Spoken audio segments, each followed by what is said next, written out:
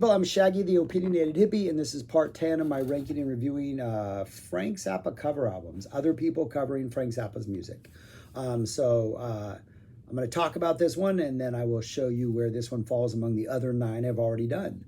And this one, I am brand new to. Many of these that I've already reviewed, I had owned for years, or I had known about, or I was familiar with, really, except for one notable one. This one I had never heard of. I'm not one of those who actively seeks out Zappa cover bands. I prefer the originals. I'm not a fan of covers for the most part, but I'm really enjoying this, like discovering the Zappa cover bands or revisiting them. And this one was recently recommended to me last week, like a week prior to me making this video, along with a whole others that I've not heard.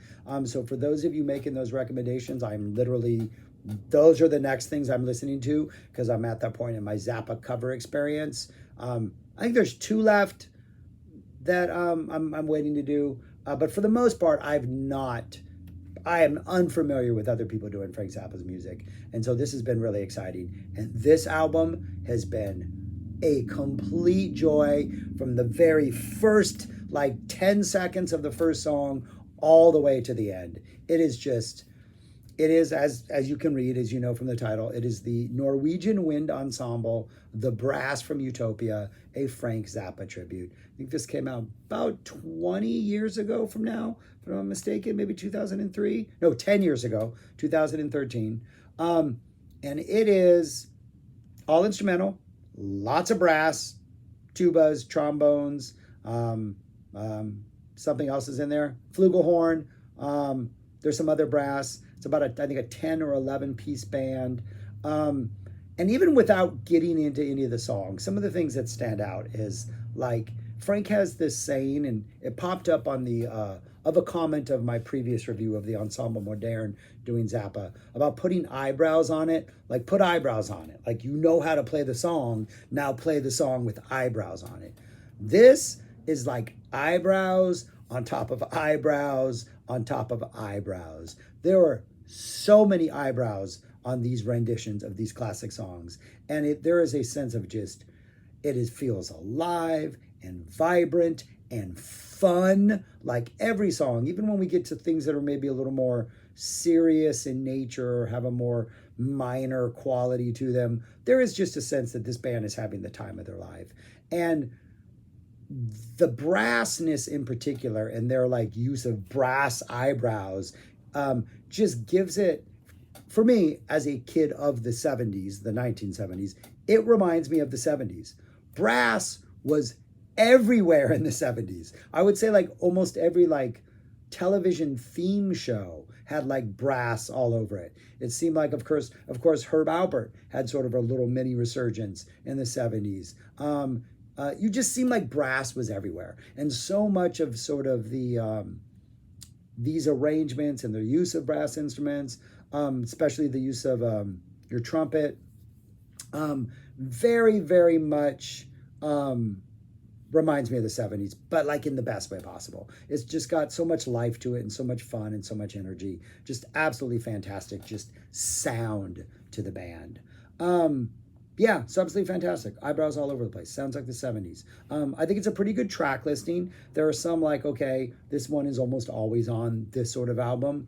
But then there's a couple of songs that, I haven't seen before, or I haven't, on these, maybe on the rock band versions of covers, but not on these sort of like instrumental, more jazzy, classical outings. So it opens up with Peaches in Regalia, which is my favorite Zappa song. And so a lot of times that's sort of a make or break point with me.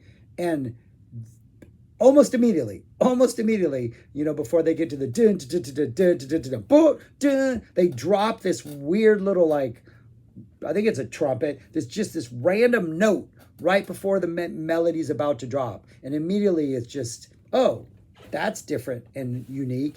And then it's just, as they play the song, yeah, it's Peaches in Regalia. It's easily recognizable as Peaches. But there are so many little, like, 79 era twerks on it, like things where it just gets funky or weird, and like you can almost imagine if Frank, it almost imagines like a much more ambitious like 88 version of Peaches than Frank even did. But I think it works, and I think it's fantastic. And like as my favorite song, that's a bar that's really, I've seen a lot of bands cover Peaches, from like big bands like Fish to local bands here in San Antonio. Like there's a band, a friend of mine is in it, has been in some of like the best, absolute best sort of noise bands of like the late 90s and early 2000s. He formed a jazz band at some point, and the one Zappa song they covered was Peaches in Regalia. Did a great job of it. But this is a good job. This band knows its stuff. Second track is a medley of songs from Make a Jazz Noise Here. Essentially, it's the Let's Make a Water Turn Black medley, but like the Make a Jazz Noise Here version. So we get Let's Make the Water Turn Black, Harry Your Beast, Orange County Lumber Truck, theme from Lumpy Gravy. Then we get Dog Meat. We get the Dog Breath variations into Uncle Meat. All of these arrangements are like, at the very core is the melody that Frank wrote. Like they're not abandoning that, but they're doing interesting little things to lead into it, or the way they're passing the melody around between different instruments. It really seems like, especially in these early tracks, when you get these like hyperactive sort of instrumental like passages, it almost seems like if you were to like type the music into a computer and get some sort of like bar graph representation of like who's playing what during a song, and let's say there's a dozen musicians, it really seems like every song is like, these two are playing this part, and now we're over here, and now these two, and now like this mixing and matching, and like there's no real lead soloist unless there's an actual solo, which there are later, but it just seems so busy and like so on the verge of being chaotic because everybody seems involved, but it never like, it always just, it comes across as enthusiastic and exuberant instead of like chaotic or out of control. So that's Dog Meat. We get a Big Swifty, which has a nice little solo in it, and then they go into that like 88 Carmen passage where they play like that sort of excerpts from classical pieces, and then they go into an even longer solo after that that's pretty good. Pretty neat Big Swifty. They do Fembot in a white t-shirt, which sounds like a 70s game show, like Monday through Friday at 10 a.m. It's almost like The Price is Right. Like it already has that, but with the brass and the way they punch it up, yeah, even more 70s in like the best way possible.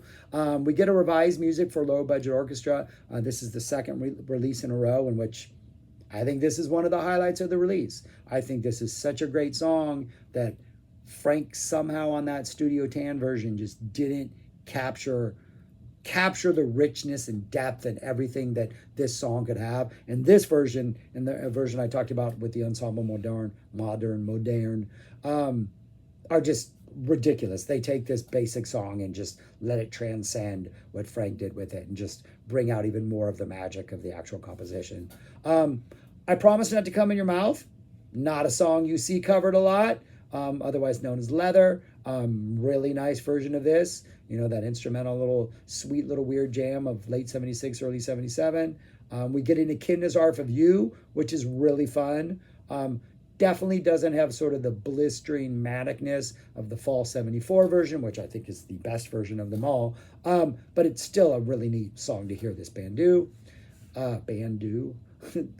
We get a Blessed Relief, which brings the Blessed Relief. Nice little toying with that beginning before we get into like the proper melody. Some nice little solo section. There aren't like these really, other than Big Swifty. I think Big Swifty is the one where you kind of get a pretty meaty solo, but most of the solos are pretty short and to the point and like radio friendly type things, but they're so well played and so good and so purposeful. Every note seems to know exactly what it's doing and what it's accomplishing, that all the solos work. We get a Blessed Relief. We get a Dupree's Paradise, another one of the looser, more fun ones. Awesome. Yeah, just a really ambitious, great version of this. Fantastic. And then it closes out with a G-spot tornado, which, you know, back on Yellow Shark, the Ensemble Modern sort of dropped the mic when they did a live version of that. But it's nice to hear this band do it. That is one of those that I think every band is maybe trying to get their G-spot tornado in, and so it's nice to hear all the different versions. They do a great job. But really for me, like I've heard G-spot tornado done well, so it's the things like the Echidna's Arf of You in that arrangement, the revised music, that I Promise Not to Come in Your Mouth.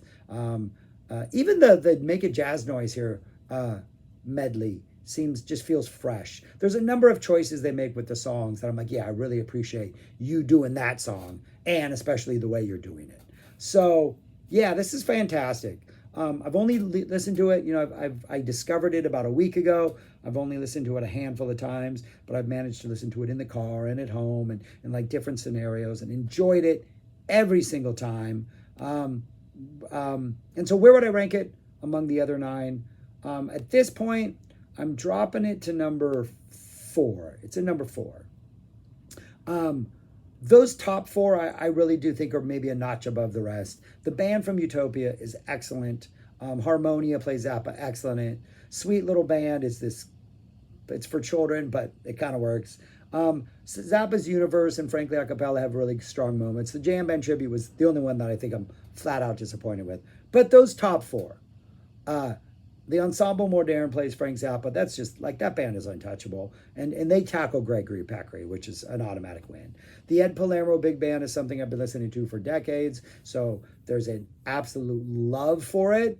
Though, if anybody were to drop it to 2, 3, or 4, I would understand on this list. The Mar Vista Philharmonic is kind of a jam band session. Sounds like they recorded it at 4:20 one afternoon and just like indulged themselves in a couple Zappa tunes. It is absolutely fantastic, fantastic. Almost all former Zappa players. And then the one I just did, which is absolutely fantastic, but it's lacking the jammy quality of Mar Vista. It's definitely lacking just what the sort of life experience of Ed Palermo, and the Ensemble Modern is still something that just blows me away every time I hear it. But this is up there. This is absolutely fantastic. There are eyebrows everywhere. It is a fun, really good listen, good interpretations of Frank's songs, good track listing. Highly recommend it. Yeah, check it out. And whoever recommended it, a couple people recommended this. Thank you, thank you, thank you. I'm now going to go visit some more of those recommendations. Peace. Comment, share, like. Let me know what you think of this album. Subscribe, and talk to you later. Talk to you later.